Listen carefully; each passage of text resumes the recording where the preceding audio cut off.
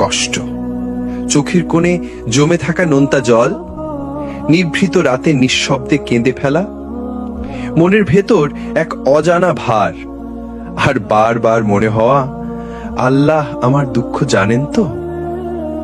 আপনি দেখছেন সিরাত আত-তাকওয়া, যেখানে আমরা কথা বলি হৃদয়ের গভীর থেকে। আজকের পর্বে কথা বলবো সেই সত্যটা নিয়ে, যেখানে আপনার কষ্ট, ঠিক সেখানেই আল্লাহর রহমতের ছায়া। কান্না, কষ্ট, নীরবতা, একা একটা রাত, কিন্তু ওপারে এক চুপচাপ দয়া, যা তোমার প্রতিটি দুঃখে আলো ঢেলে দিচ্ছে। এটাই বিশ্বাস, এটাই ইসলাম, এটাই জীবন যখন তুমি আল্লাহকে বিশ্বাস করো। স্বাগতম প্রিয় দর্শক, আপনি শুনছেন সিরাত আত-তাকওয়া। আজকের থিম, তোমার যেখানেই কষ্ট হচ্ছে ঠিক সেখানেই আল্লাহ দয়া কাজ করছে। আমরা অনেক সময় ভাবি কষ্ট মানেই আল্লাহ দূরে আছেন।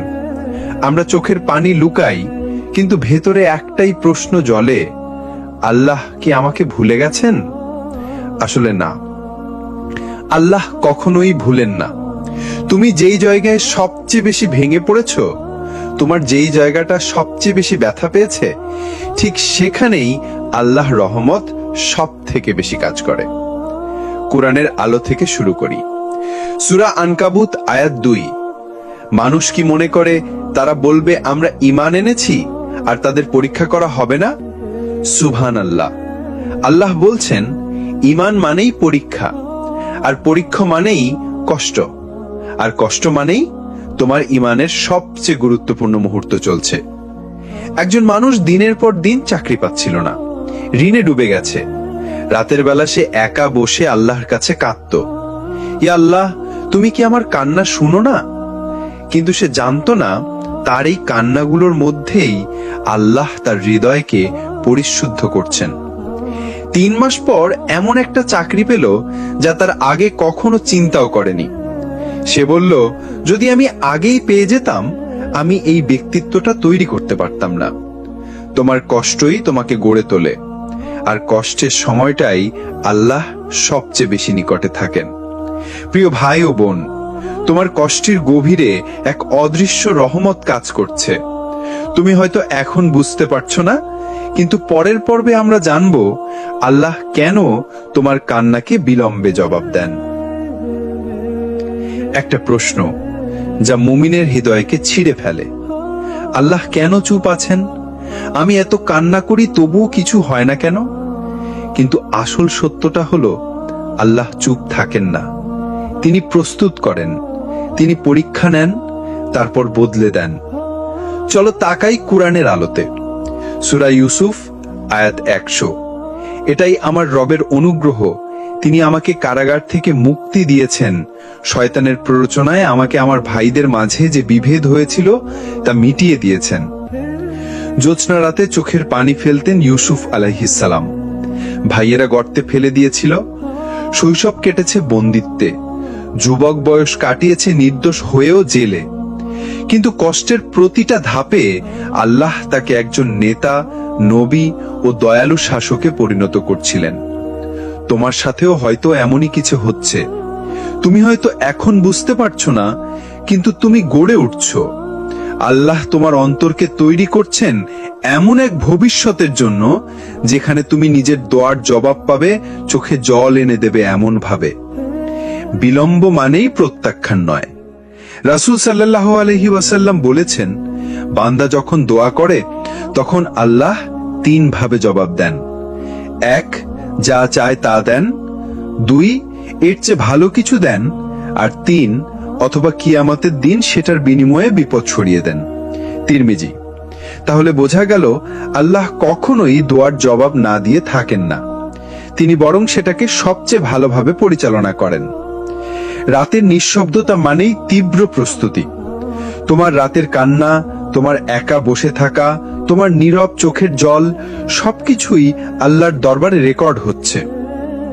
তিনি সেই দিনের জন্য তোমাকে তৈরি করছেন, যেদিন তুমি হাঁপাতে হাঁপাতে সিজদায় পড়ে যাবে আর বলবে, ইয়া আল্লাহ, আজ বুঝলাম তুমি তখনও আমার সাথে ছিলে। কষ্ট মানেই ধ্বংস না, কষ্ট মানেই আল্লাহ রেগে গেছেন না। অনেক সময় কষ্টই হচ্ছে আল্লাহর সবচেয়ে বড় অনুগ্রহ।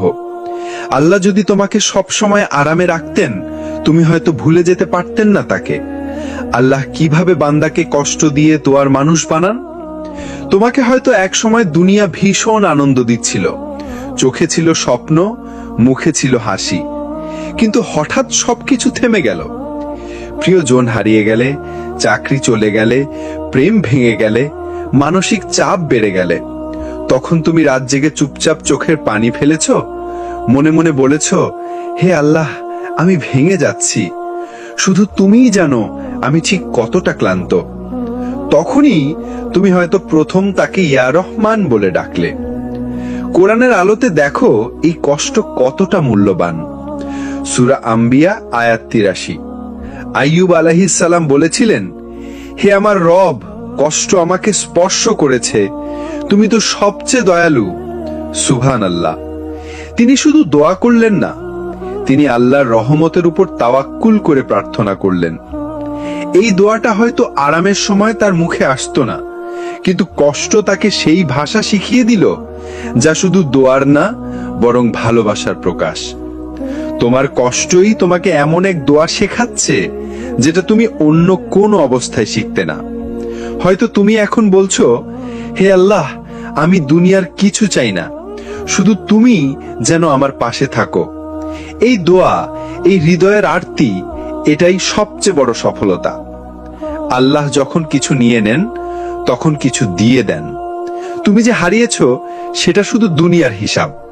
আল্লাহ তোমার হৃদয়ে এমন কিছু দিচ্ছেন যা মানুষ চোখে দেখে না, কিন্তু যেটা আখিরাতে পাহাড় সম নেকির হিসাব তৈরি করে। তুমি এখন যেভাবে সিজদায় দাঁড়াচ্ছ, একদিন তাকিয়েও দেখবে না সেই পুরনো কষ্টের দিকে, কারণ তখন তুমি বুঝবে এই কষ্টই তোমার চাবি ছিল জান্নাতের দরজায় ঢোকার আগে।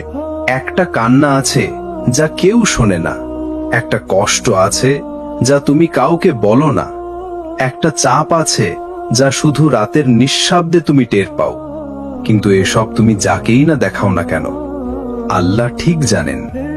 তিনি দেখেন তুমি কিভাবে নিজেকে গুছিয়ে নাও, তুমি কিভাবে মুখে হাসি রাখো, তুমি কিভাবে অন্যদের শক্তি হও যখন নিজেই দুর্বলতায় ভেঙে পড়ো। কেউ না দেখলেও আল্লাহ দেখেন সেই সিজদার কান্না।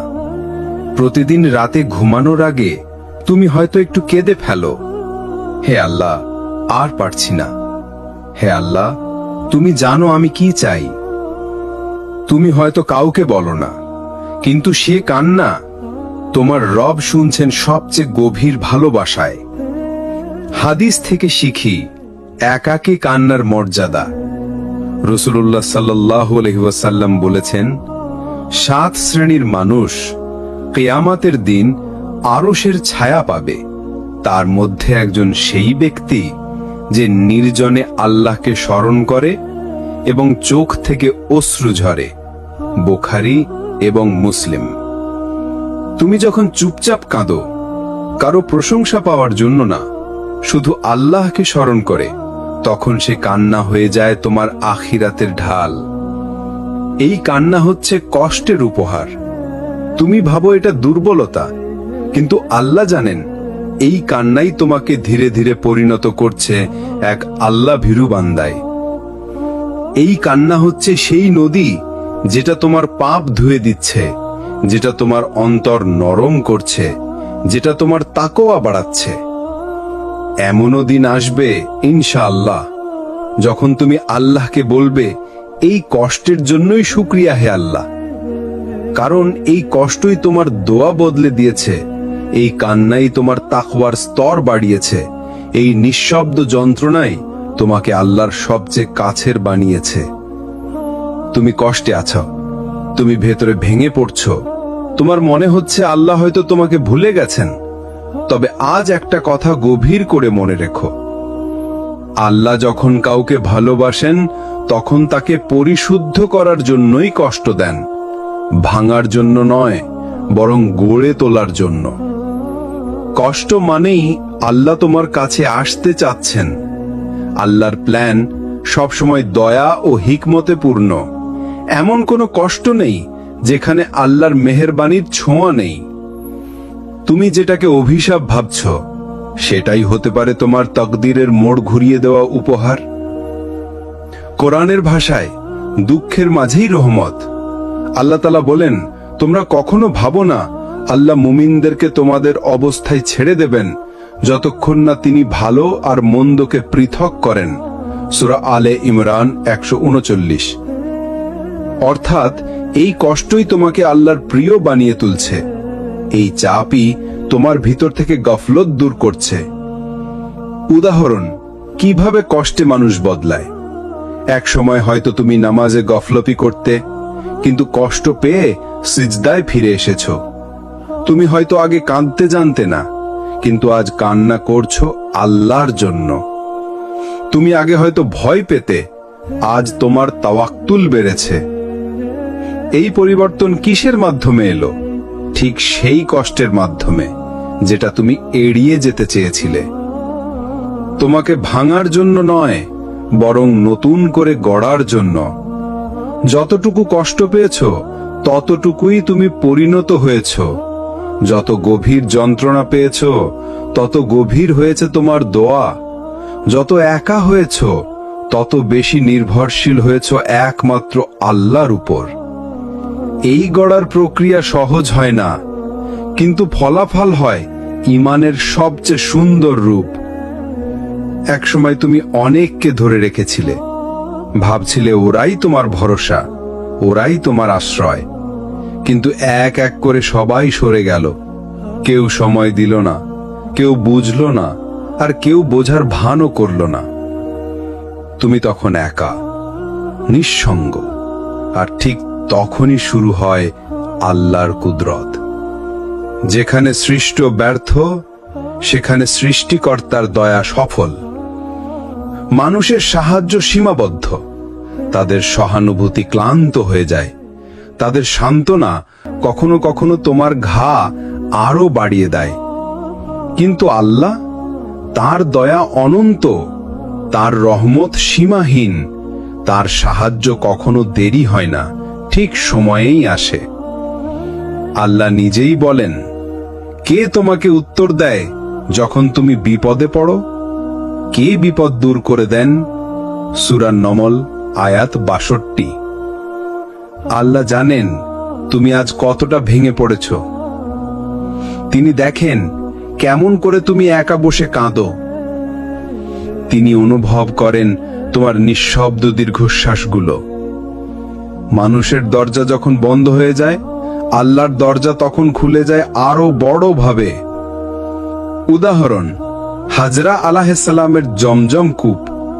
একটা মায়ের কাহিনী তুমি জানো, যিনি একা নিঃসন্তান শিশু নিয়ে মরুভূমিতে ছিলেন। কেউ ছিল না পাশে, শুধু কষ্ট আর দুশ্চিন্তা। তখন তিনি সাফা মারওয়া পাহাড়ের মাঝে ছুটছিলেন, বারবার পানির জন্য, বাচ্চার জন্য। মানুষ ছিল না, কিন্তু আল্লাহ ছিলেন, আর আল্লাহর পক্ষ থেকেই এলো জমজম কূপ।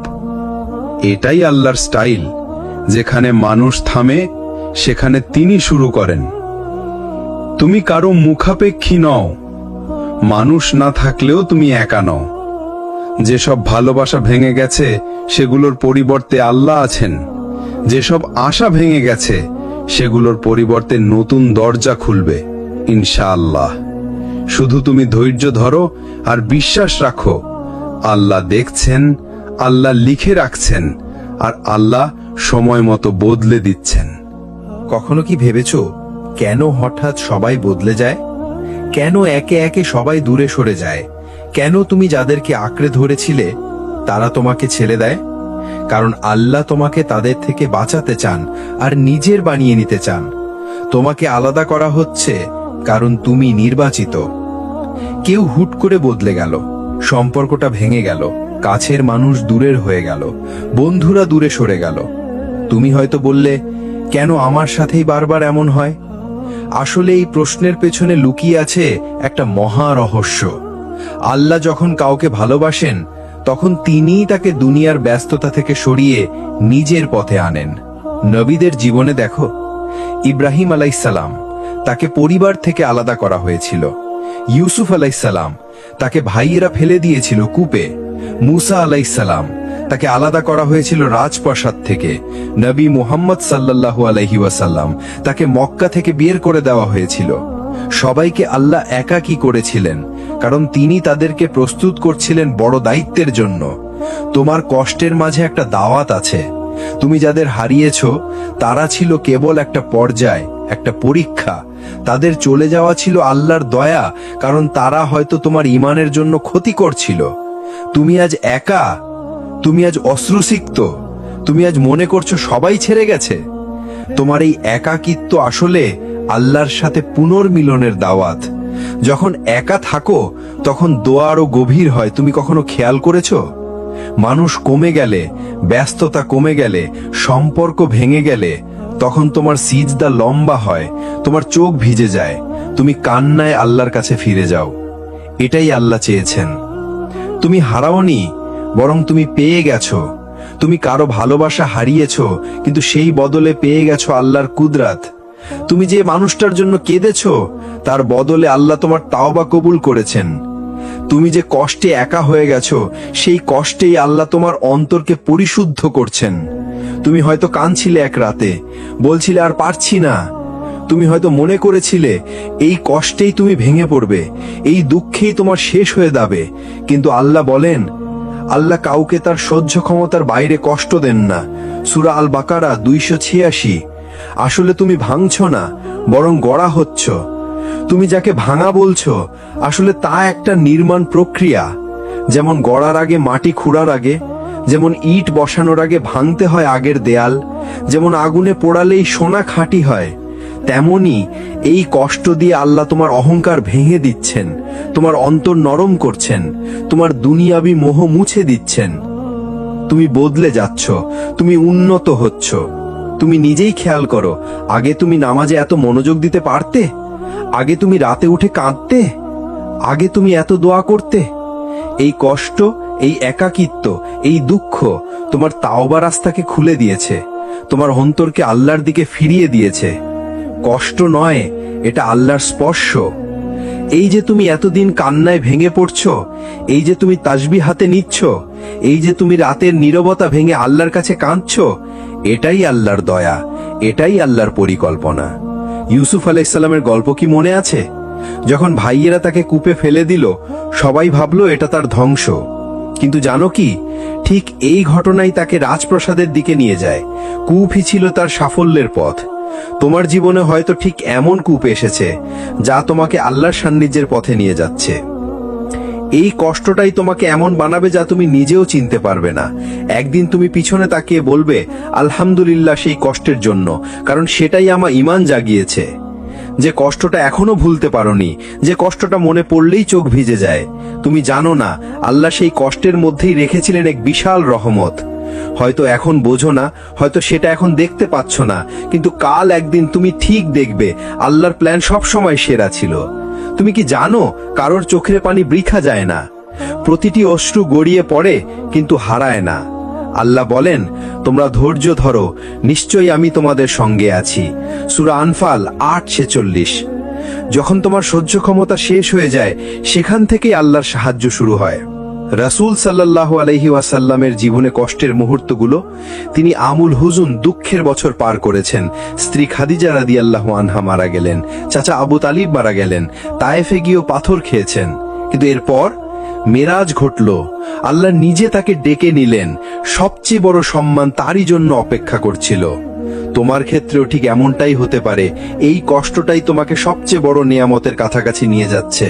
মনে রেখো, কষ্ট পাপ নয়, বরং পবিত্র হওয়ার একটা রাস্তা। যখন কেউ কষ্ট পায়, আল্লাহ তার গুনাহ মাফ করেন। যখন তুমি কাঁদো, তুমি হালকা হয়ে যাও, আর এই হালকাত্ব তোমার আত্মাকে উঁচু করে তোলে। তুমি শুধু ধৈর্য ধরো এবং আল্লাহর প্ল্যানকে বিশ্বাস করো, কারণ আল্লাহ বলেন, হয়তো তোমরা এমন কিছু অপছন্দ করো যাতে তোমাদের জন্য রয়েছে কল্যাণ। তুমি জানো না, কিন্তু তোমার রব জানেন। তোমার মনে হতে পারে সব শেষ হয়ে গেছে, কিন্তু আল্লাহর কাছে সেটাই নতুন শুরু। আজকের এই কষ্টটাই হতে পারে তোমার জান্নাতের টিকিট, এই চোখের পানিটাই হতে পারে আল্লাহর নিকটবর্তী হওয়ার রাস্তা। তাই ভেঙে পড়ো না, বরং সিজদায় পড়ে যাও, কারণ ঠিক এই কষ্টেই আল্লাহর দয়া সবচেয়ে বেশি কাজ করছে। এই ভিডিওটি যদি তোমার অন্তর ছুঁয়ে যায়, তাহলে আর কাউকে একা দুশ্চিন্তায় ভেঙে পড়তে দিও না। শেয়ার করে দাও একজন প্রিয় মানুষকে, আর সাবস্ক্রাইব করো আমাদের চ্যানেল সিরাত আর তাকওয়া, যেখানে তোমার হৃদয়ের অন্ধকারে আলো জ্বালানো হয় আল্লাহর কথা দিয়ে।